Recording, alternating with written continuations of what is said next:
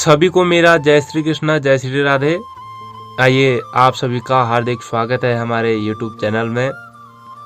तो जिन लोगों ने भी अभी तक हमारे YouTube चैनल को सब्सक्राइब नहीं किया है तो नीचे लाल बटन दबा करके सब्सक्राइब करें, साथ ही बेल आइकन का बटन भी दबाएं ताकि हमारी प्रत्येक वीडियो की आने वाली नोटिफिकेशन आप तक पहुंच जाए।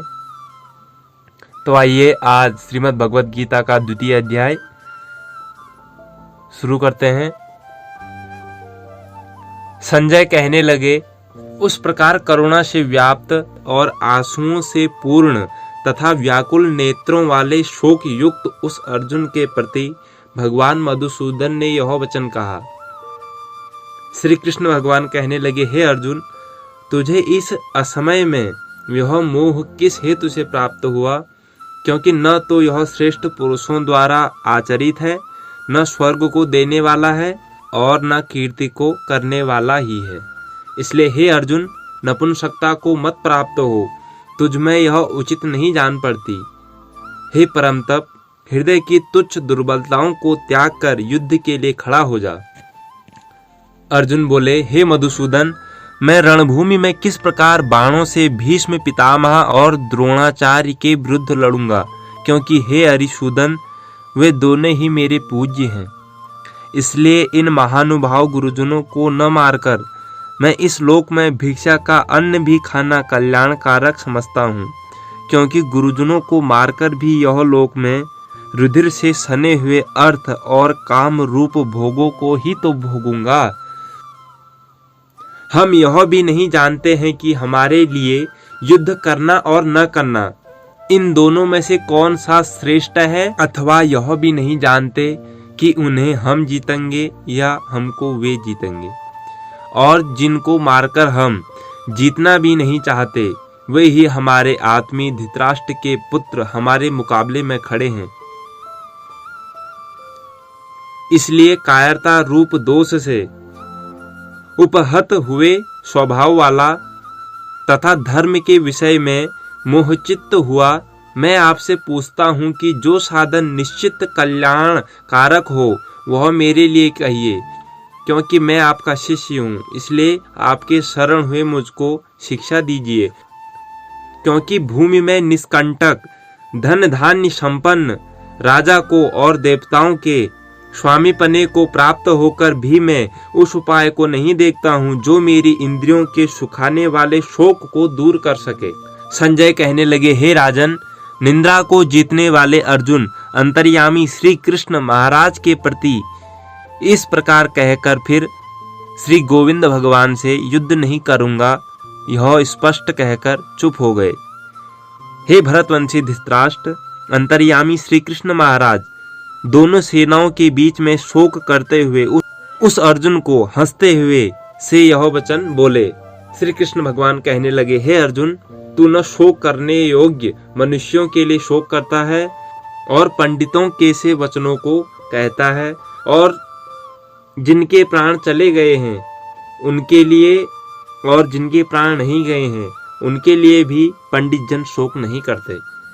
न तो ऐसा ही है कि मैं किसी काल में नहीं था, तू नहीं था, अथवा ये राजा लोग नहीं थे, और न ऐसा ही है कि इससे आगे हम भी नहीं रहेंगे। जैसे जीवात्मा की इस देह में बालकपन, जवानी और वृद्धावस्था होती है, वैसे ही अन्य शरीर की प्राप्ति होती है। उस विषय में धीर पुरुष मोहित नहीं होता। हे कुंती पुत्र, सर्दी गर्मी और सुख दुख को देने वाले इंद्रिय और विषयों के संयोग तो उत्पत्ति विनाशशील और अनित्य हैं। इसलिए हे भारत, उनको तू सहन कर। क्योंकि हे पुरुष श्रेष्ठ, दुख सुख को समान समझने वाला जिस धीर पुरुष को ये इंद्रिय और विषयों के संयोग व्याकुल नहीं करते, वह मोक्ष के योग्य होता है। असत वस्तु की तो सत्ता नहीं है और सत का अभाव नहीं है। इस प्रकार इन दोनों का ही तत्व ज्ञानी पुरुषों द्वारा देखा गया है। नाश रहित तो तू उसको जान जिससे यह संपूर्ण जगत दृश्य वर्ग व्याप्त है। इस अविनाशी का विनाश करने में कोई भी समर्थ नहीं है। इस नाश रहित अप्रेम्य नित्य स्वरूप जीवात्मा के ये सब शरीर नाशवान कहे गए हैं। इसलिए हे भरतवंशी अर्जुन, तो युद्ध कर। जो इस आत्मा को मारने वाला समझता है तथा जो इसको मरा मानता है, वे दोनों ही नहीं जानते, क्योंकि यह आत्मा वास्तव में न तो किसी को मारता है और न किसी के द्वारा मारा जाता है। यह आत्मा किसी काल में भी न तो जन्मता है और न मरता ही है, तथा न यह उत्पन्न होकर फिर होने वाला ही है, क्योंकि यह अजन्मा, नित्य, सनातन और पुरातन है। शरीर के मारे जाने पर भी यह नहीं मारा जाता है। हे पृथापुत्र अर्जुन, जो पुरुष इस आत्मा को नाश रहित, नित्य, अजन्मा और अव्यय जानता है, वह पुरुष कैसे किसको मरवाता है और कैसे किसको मारता है। जैसे मनुष्य पुराने वस्त्रों को त्याग कर दूसरे नए वस्त्रों को ग्रहण करता है, वैसे ही जीवात्मा पुराने शरीरों को त्याग कर दूसरे नए शरीर को प्राप्त होता है। इस आत्मा को शस्त्र नहीं काट सकते, इसको आग नहीं जला सकती, इसको जल नहीं गला सकता और वायु नहीं सुखा सकता, क्योंकि यह आत्मा अछेद्य है और निसंदेह अशोय है, तथा यह आत्मा नित्य, सर्वव्यापी, अचल, स्थिर रहने वाला और सनातन है। यह आत्मा अव्यक्त है, यह आत्मा अचिंत्य है और यह आत्मा विकार रहित कहा जाता है। इससे हे अर्जुन, इस आत्मा को उपर्युक्त प्रकार से जानकर तू शोक करने को योग्य नहीं है, अर्थात तुझे शोक करना उचित नहीं है। किंतु तू इस आत्मा को सदा जन्मने वाला तथा सदा मरने वाला मानता हो, तो भी हे महाबाहो, तो इस प्रकार शोक करने योग्य नहीं है, क्योंकि इस मान्यता के अनुसार जन्मे हुए की मृत्यु निश्चित है और मरे हुए का जन्म निश्चित है। इससे भी इस बिना उपाय वाले विषय में तू शोक करने को योग्य नहीं है। हे अर्जुन, संपूर्ण प्राणी जन्म से पहले अप्रकट थे और मरने के बाद भी अप्रकट हो जाने वाले हैं, केवल बीच में ही प्रकट होते हैं। फिर ऐसी स्थिति में क्या शोक करना है। कोई एक महापुरुष ही इस आत्मा को आश्चर्य की भांति देखता है और वैसे ही दूसरा कोई महापुरुष ही इसके तत्व का आश्चर्य की भांति वर्णन करता है, तथा दूसरा कोई अधिकारी पुरुष ही इसे आश्चर्य की भांति सुनता है और कोई कोई तो सुनकर भी इसको नहीं जानता। हे अर्जुन, यह आत्मा सबके शरीर में सदा ही अवध्य है। इस कारण संपूर्ण प्राणियों के लिए तू शोक करने के योग्य नहीं है, तथा अपने धर्म को देखकर भी तू भय करने योग्य नहीं है, अर्थात तुझे भय नहीं करना चाहिए, क्योंकि क्षत्रिय के लिए धर्म युक्त युद्ध से बढ़कर दूसरा कोई कल्याणकारी कर्तव्य नहीं है। हे पार्थ, अपने आप प्राप्त हुए और खुले हुए स्वर्ग के द्वार रूप इस प्रकार से युद्ध को भाग्यवान क्षत्रिय ही पाते हैं। किंतु यदि तू इस धर्म युक्त युद्ध को नहीं करेगा तो स्वधर्म और कीर्ति को खोकर पाप को प्राप्त होगा, तथा सब लोग तेरी बहुत काल तक रहने वाली अपकीर्ति का भी कथन करेंगे। और माननीय पुरुष के लिए अपकीर्ति मरण से भी बढ़कर है, और जिसकी दृष्टि में तू पहले बहुत सम्मानित होकर अब लघुता को प्राप्त होगा, और महारथी लोग तुझे भय के कारण युद्ध से हटा हुआ मानेंगे। तेरे वैरी लोग तेरे सामर्थ्य की निंदा करते हुए तुझे बहुत से न कहने योग्य वचन भी कहेंगे। उससे अधिक दुख और क्या होगा। या तो तू युद्ध में मारा जाकर स्वर्ग को प्राप्त होगा, अथवा संग्राम में जीतकर पृथ्वी का राज्य भोगेगा।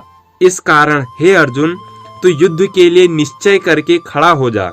जय पराजय, लाभ हानि और सुख दुख को समान समझकर उसके बाद युद्ध के लिए तैयार हो जा। इस प्रकार युद्ध करने से तू पाप को नहीं प्राप्त होगा। हे पार्थ, यह बुद्धि तेरे लिए ज्ञान योग्य के विषय में कही गई और अब तू इसको कर्म योग के विषय में सुन। जिस बुद्धि से युक्त हुआ तू कर्मों के बंधन को भली भांति त्याग देगा, अर्थात सर्वथा नष्ट कर डालेगा। इस कर्म योग में आरंभ का अर्थात बीज का नाश नहीं है और उल्टा फल रूप दोष भी नहीं है, बल्कि इस कर्म योग रूप धर्म का थोड़ा सा भी साधन जन्म मृत्यु रूप महान भय से रक्षा कर लेता है। हे अर्जुन, इस कर्म योग में निश्चयात्मिक बुद्धि एक ही होती है, किंतु अस्थिर विचार वाले विवेकहीन सकाम मनुष्यों की बुद्धियां निश्चय ही बहुत भेदों वाली और अनंत होती हैं। हे अर्जुन, जो भोगों में तन्मय हो रहे हैं, जो कर्म फल के प्रशंसक वेद वाक्यों में ही प्रीति रखते हैं, जिनकी बुद्धि में स्वर्ग ही परम प्राप्य वस्तु है और जो स्वर्ग से बढ़कर दूसरी कोई वस्तु नहीं है, ऐसा कहने वाले हैं, वे अविवेकी जन इस प्रकार की जिस पुष्पित अर्थात दिखाऊं शोभा युक्त वाणी को कहा करते हैं, जो कि जन्म रूप कर्म फल देने वाली एवं भोग तथा ऐश्वर्य की प्राप्ति के लिए नाना प्रकार की बहुत सी क्रियाओं का वर्णन करने वाली है। उस वाणी द्वारा जिनका चित्त हर लिया गया है, जो भोग और ऐश्वर्य में अत्यंत आसक्त हैं, उन पुरुषों की परमात्मा में निश्चयात्मिक बुद्धि नहीं होती। हे अर्जुन, वेद उपर्युक्त प्रकार से 3 गुणों के कार्य रूप समस्त भोगों एवं उनके साधनों का प्रतिपादन करने वाले हैं। इसलिए तू उन भोगों एवं उनके साधनों में आसक्तिहीन हर्ष शोकादि द्वंद्वों से रहित नित्य वस्तु परमात्मा में स्थित योग श्रेम को न चाहने वाला और स्वाधीन अंतःकरण वाला हो। सब ओर से परिपूर्ण जलाशय के प्राप्त हो जाने पर छोटे जलाशय में मनुष्य का जितना प्रयोजन रहता है, ब्रह्म को तत्व से जानने वाले ब्राह्मण का समस्त वेदों में उतना ही प्रयोजन रह जाता है। तेरा कर्म करने में ही अधिकार है, उसके फलों में कभी नहीं। इसलिए तू कर्मों के फल का हेतु मत हो तथा तेरी कर्म न करने में भी आसक्ति न हो। हे धनंजय, तो आसक्ति को त्याग कर तथा सिद्धि और असिद्धि में समान बुद्धि वाला होकर योग में स्थित हुआ कर्तव्य कर्मों को कर, समत्व ही योग कहलाता है। इस समत्व रूप बुद्धि योग से सकाम कर्म अत्यंत ही निम्न श्रेणी का है। इसलिए हे धनंजय, तू सम बुद्धि में ही रक्षा का उपाय ढूंढ, अर्थात बुद्धि योग का ही आश्रय ग्रहण कर, क्योंकि फल के हेतु बनने वाले अत्यंत दीन हैं।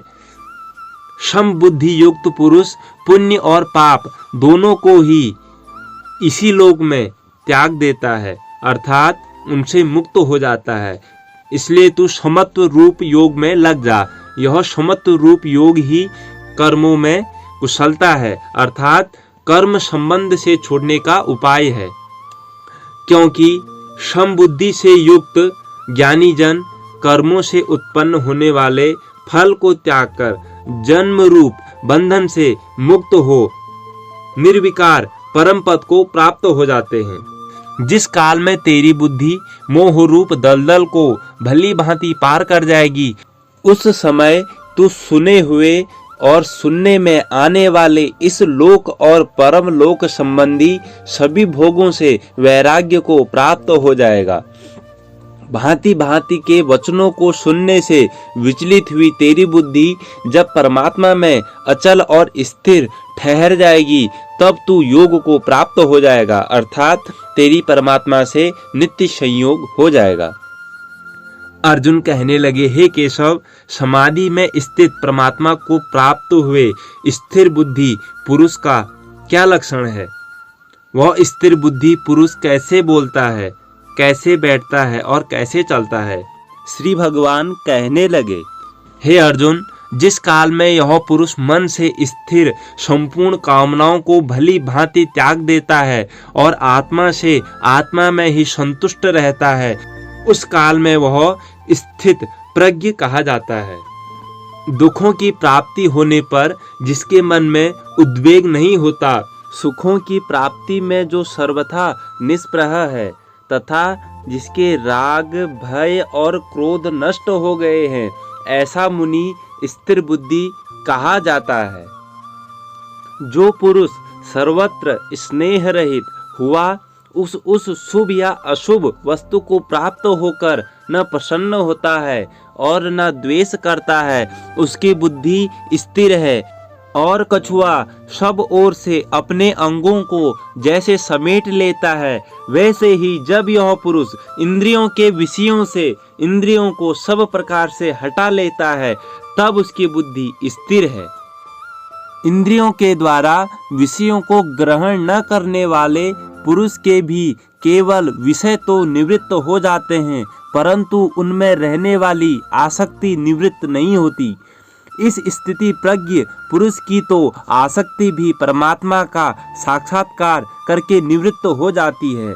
हे अर्जुन, आसक्ति का नाश न होने के कारण ये प्रमथन स्वभाव वाली इंद्रियां यत्न करते हुए बुद्धिमान पुरुष के मन को बलात् हर लेती हैं।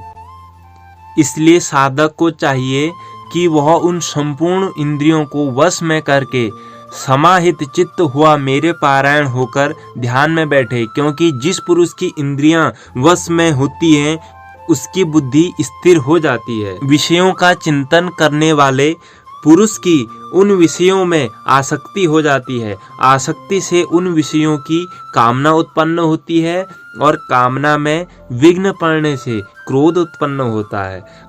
क्रोध से अत्यंत मूढ़ भाव उत्पन्न हो जाता है। मूढ़ भाव से स्मृति में भ्रम हो जाता है। स्मृति में भ्रम हो जाने से बुद्धि अर्थात ज्ञान शक्ति का नाश हो जाता है और बुद्धि का नाश हो जाने से यह पुरुष अपनी स्थिति से गिर जाता है। परंतु अपने अधीन किए हुए अंतःकरण वाला साधक अपने वश में की हुई राग द्वेष से रहित इंद्रियों द्वारा विषयों में विचरण करता हुआ अंतःकरण की प्रसन्नता को प्राप्त होता है। अंतःकरण की प्रसन्नता होने पर इसके संपूर्ण दुखों का अभाव हो जाता है और उस प्रसन्न चित्त वाले कर्म योगी की बुद्धि शीघ्र ही सब ओर से हटकर एक परमात्मा में भली भांति स्थिर हो जाती है। न जीते हुए मन और इंद्रियों वाले पुरुष में निश्चयात्मिक बुद्धि नहीं होती और उस अयुक्त मनुष्य के अंतःकरण में भावना भी नहीं होती तथा भावनाहीन मनुष्य को शांति नहीं मिलती और शांति रहित मनुष्य को सुख कैसे मिल सकता है। क्योंकि जैसे जल में चलने वाली नाव को वायु हर लेती है, वैसे ही विषयों में विचरती हुई इंद्रियों में से मन जिस इंद्री के साथ रहता है वह एक ही इंद्री इस अयुक्त पुरुष की बुद्धि को हर लेती है। इसलिए हे महाबाहो, जिस पुरुष की इंद्रियां इंद्रियों के विषयों से सब प्रकार निग्रह की हुई है, उसकी ही बुद्धि स्थिर है। संपूर्ण प्राणियों के लिए जो रात्रि के समान है, उस नित्य ज्ञान स्वरूप परमानंद की प्राप्ति में स्थित प्रज्ञ योगी जागता है। और जिस नाशवान सांसारिक सुख की प्राप्ति में सब प्राणी जागते हैं, परमात्मा के तत्व को जानने वाले मुनि के लिए वह रात्रि के समान है। जैसे नाना नदियों के जल सब ओर से परिपूर्ण अचल प्रतिष्ठा वाले समुद्र में उसको विचलित न करते हुए उसी में ही समा जाते हैं, वैसे ही सब भोग जिस स्थित प्रज्ञ पुरुष में किसी प्रकार का विकार उत्पन्न किए बिना ही समा जाते हैं, वही पुरुष परम शांति को प्राप्त होता है, भोगों को चाहने वाला नहीं। जो पुरुष संपूर्ण कामनाओं को त्याग कर ममता रहित और अहंकार रहित हुआ विचरता है, वही शांति को प्राप्त होता है, अर्थात वह शांति को प्राप्त है। हे अर्जुन, यह ब्रह्म को प्राप्त हुए पुरुष की स्थिति है। इसको प्राप्त होकर योगी कभी मोहित नहीं होता और अंत काल में भी इस ब्राह्मी स्थिति में स्थित होकर ब्रह्मानंद को प्राप्त हो जाता है। यहाँ पर हमारा द्वितीय अध्याय संपूर्ण होता है। तो अगली वीडियो में हम आपको तृतीय अध्याय सुनाएंगे। सभी को मेरा जय श्री कृष्णा, जय श्री राधे।